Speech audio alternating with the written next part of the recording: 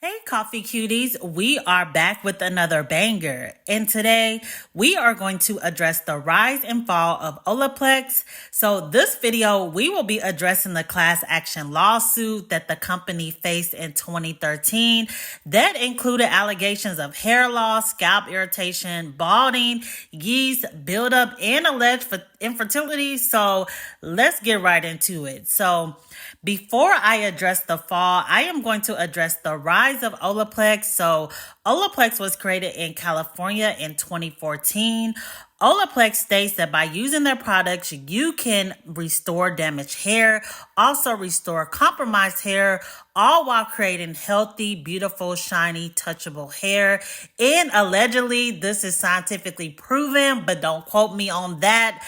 But Olaplex has also been crowned one of the best hair bonding treatment for colored treated hair as well. So in the beginning stages of Olaplex, the fun fact is that it was for salon use only. So you had to be a registered hair salon in order to receive Olaplex products. Now they did, however, later expand to their home range, which we are going to get into in a second. But the way the products by Olaplex work is they are packaged under a number system. So I am going to break down each number system just in case you were not aware. So 0 and 3 is their strength treatment.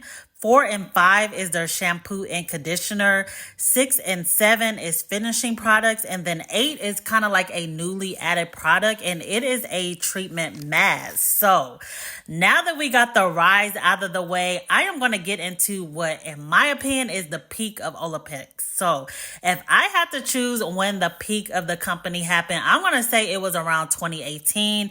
And that is because they went from being salon use only to creating a home range. So the home range was introduced on their website as well as Sephora in 2018. And in 2022, it expanded to Ulta as well. So after they created this home range, sales went through the roof. Products were selling from $30 to $96. So the price tag was definitely on the luxury end.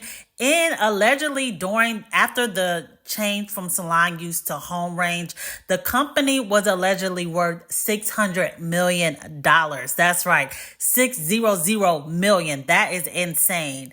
And another fun fact about Olaplex during the peak is that in 2022, there was 15 million Google searches about Olaplex in one way or another. So again, that is some insane attention, traction, etc. But as we know, when you get more money, they say you get more problems. And in February of 2023, Olaplex was hit with a class action lawsuit after nearly 30 women alleged Olaplex was negligent and used false advertising. The women in the lawsuit were seeking $75,000 in damages, which I actually thought was a little low, but nevertheless, that's what they felt like their damages was worth, following allegations of hair loss, damage, infertility, and just a lot more, which we're going to get into in a second. So first, I'm going to break down all the different layers of the lawsuit, and then I'm going to close out with what the CEO of the time had to say. So first, the lawsuit stated that Olaplex products contain Lilial, which is a chemical compound often used in fragrances, and it allegedly causes infertility. So this compound actually was banned in Europe in 2022 following allegations of allegedly causing infertility and also being a carcinogen. And if you are not aware, that is allegedly a cancer-causing compound. So in 2021, Sephora officially removed this compound from Olaplex products that they had on their shelves. And then Olaplex officially removed the compound in 2022. So that is some good news that came from the class action lawsuit. So if you are curious to see the product or the ingredient rather within the product, by this time you won't likely see it within the ingredient list. But this goes to show that when people are experiencing negative things from products, we need to speak up, come together, etc. Because even if a class action lawsuit takes years to be completed or get some type of monetary payout, etc., just bringing bringing the awareness and attention does ring a red flag to other companies to hold if they're going to practice in negligent practices. And it also creates change. As we can see, Olaplex decided to take out that alleged cancer-causing compound in their products. But the lawsuit also alleged Olaplex used a product or ingredient rather, which was a form of B5 that was allegedly allergic. It caused allergic reactions and dermatitis for some women. They also stated that some of the ingredients that were mixed within the products in Olaplex was creating benzene, which is a carcinogen, again, cancer causing. And it is a fun fact as well. When I did my exposed P&G video, they also had the same type of mixing within their products that caused benzene. So there is something to say about all these big time companies cutting corners and using these same type of compounds that are not working well within one another and causing carcinogens. It is just absolutely insane. And it's really insane for a company like Olaplex to be charging $30 to $96 and y'all got the nerve to be using cheap filler ingredients. No, that's an issue.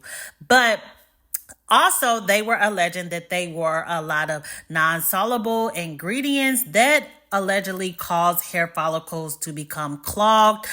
Another part of the lawsuit also addressed the marketing head on. So they say basically the lawsuit stated rather that they were using a lot of influencers and celebrities without disclosing that it was ads. So a lot of women were basically going on social media. Maybe it was more like Instagram at that time because TikTok wasn't as popular. And they would see a beautiful influencer or celebrity and they believed that they really were using the products because they were not putting that hashtag ad. That is now required.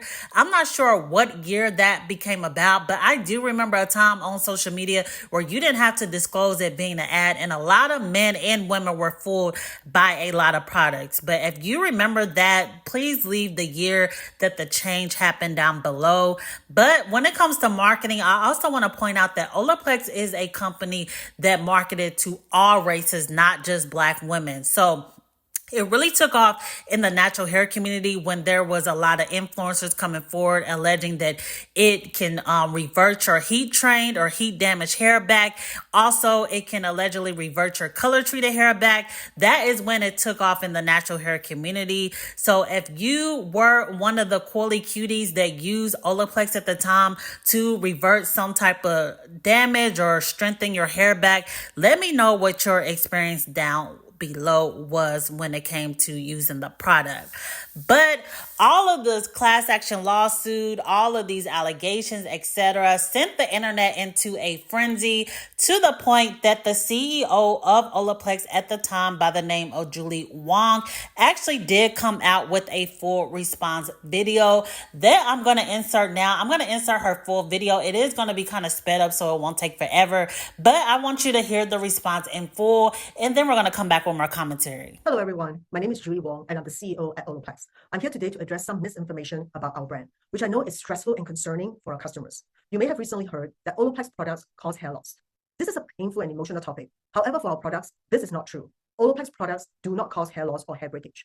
Our patented products are designed to relink broken disulfide hair bonds, not cause hair damage. We have released the test results from independent third-party laboratories so you can see this for yourself. So let's discuss this test. We use industry standard human repeat insult patch tests, or HRIPT for short, which are human clinical tests to ensure that each of our products does not cause skin irritation, inflammation, or sensitivity. If a product passes an HRIPT test, that means it was not shown to cause sensitivity or inflammation to the skin, including the hair follicle, which is the primary cause of hair loss. We have publicly released the HRIPT results for all of our products. Every one of Olaplex's products has this HRIPT. But that's not all. We went above and beyond and have also released the results of human repeat insult patch tests conducted on sensitive skin for several product lines. Again, Olaplex products passed this test. If this was not the case, I would not be making this video today. I believe in the safety and efficacy of our products and want to reassure our community of professional stylists, customers, and fans that they can continue to use our products with confidence. For more information, please visit our website. Thank you and bye. All right, we are back. So I want to know your thoughts down below about the CEO, Julie Wong's response. Also, I want to know your thoughts about the HRIPT test. So if you did not catch what she said, it is basically a standardized test to determine product safety, and it is actually conducted by a third party. And as you heard Julie Wong state, Olaplex did pass all tests. So basically, it confirmed that Olaplex was safe to use. So does that give you more trust to Olaplex or within the products that are basically created by Olaplex now that you know that they passed the HRIPT test?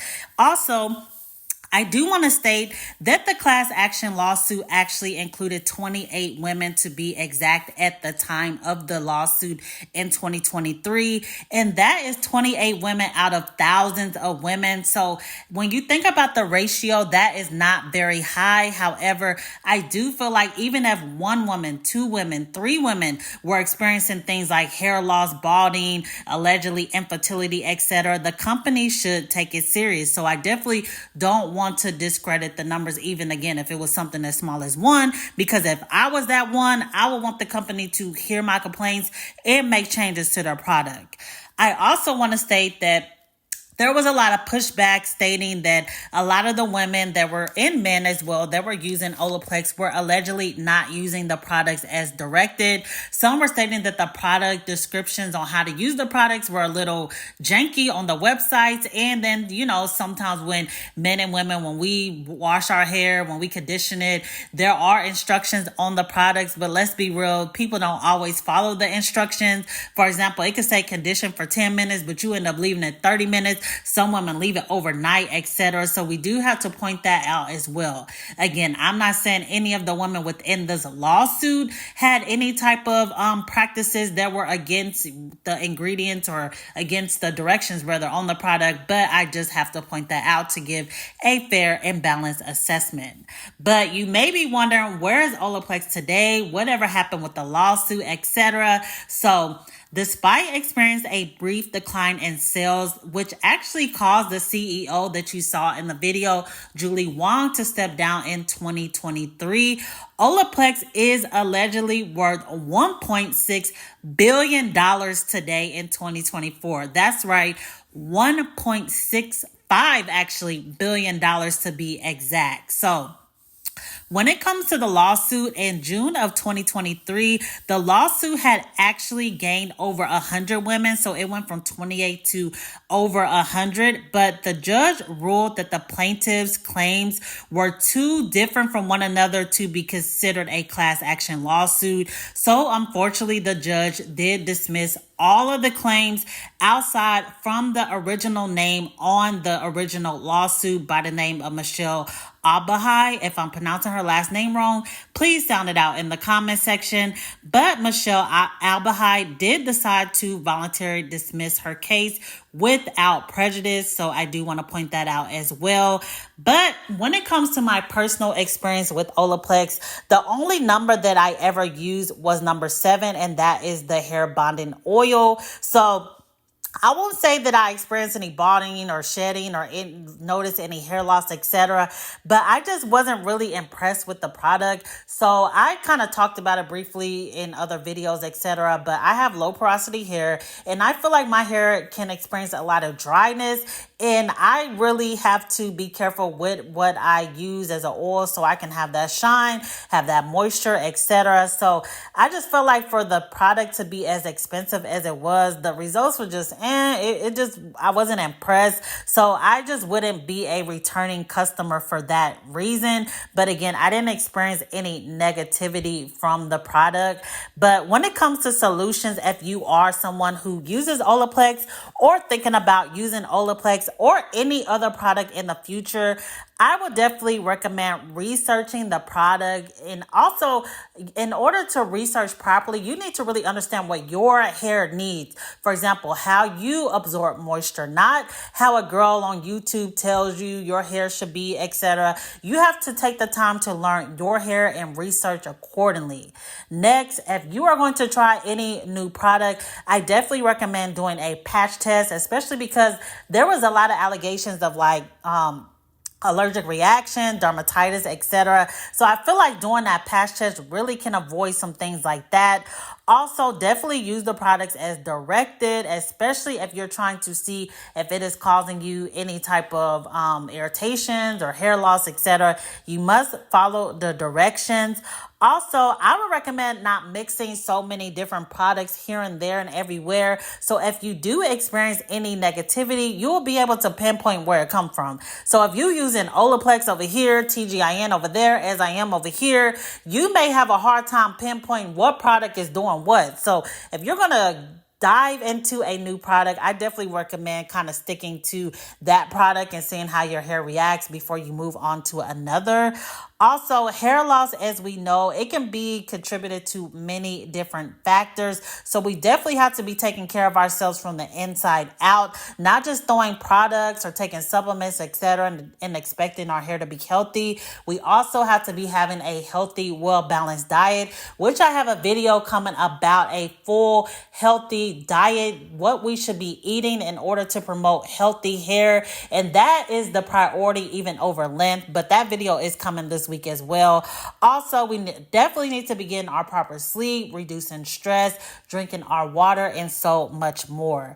But I am more curious to know what the Coily community thinks. Have you ever used Olaplex? Does this video change your perspective about Olaplex? What are your overall thoughts and opinions about anything you heard today? As for me, I am still once again on my journey to find DIY products rather that is going to give me that moisture that I want my hair to feel like. So your girl is definitely going to keep everybody posted on what I find out and what I come up with, etc. But I also want to know where you ladies are in your journey, if you are embarking rather on the journey of finding products that you want to create on your own over the counter or however you choose to do.